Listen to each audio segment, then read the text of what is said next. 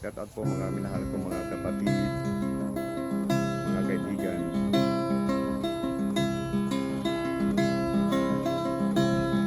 Sa isang pulungang bakalahibay taong malungkot umiiyak.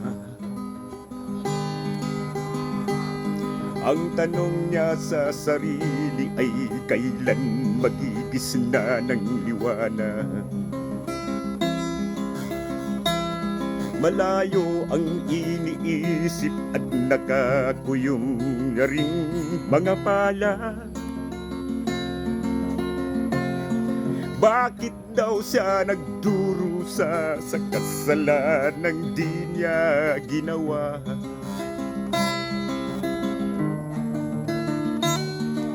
Kahapon lamang ay kapiling niya kaniyang asawa at anak. Namumuhay ng tahimik sa isang munting tahanang may tuwa. Ang kaligayahan ay pinutol ng isang paratang sa kanya. Siya daw ang may sala sa isang krimen na di naman niya ginawa.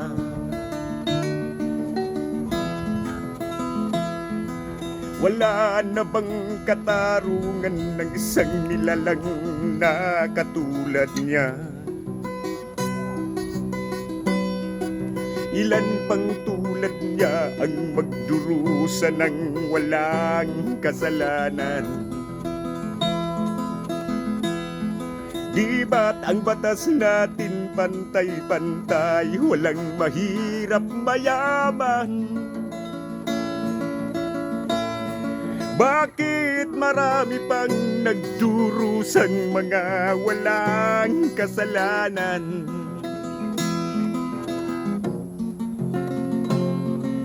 Mga ilang araw na lamang haharapin na niya ang bitayan. Paano niya isisigaw na sa isa't iyang walang kasalanan?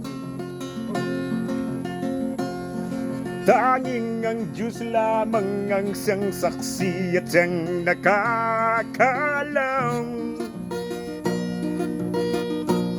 Diyos na rin ang siyang bahalang maningil kung sinong may kasalanan. Dumating na ang araw, harapin na niya kaniyang kamatayan. Sa isang upuang bakal na kay dami ng buhay na inutang. Ang batas ng tao kung minsan ay di mo maintindihan. Ilan pang tulad niyang magdurusa ng walang kasalanan?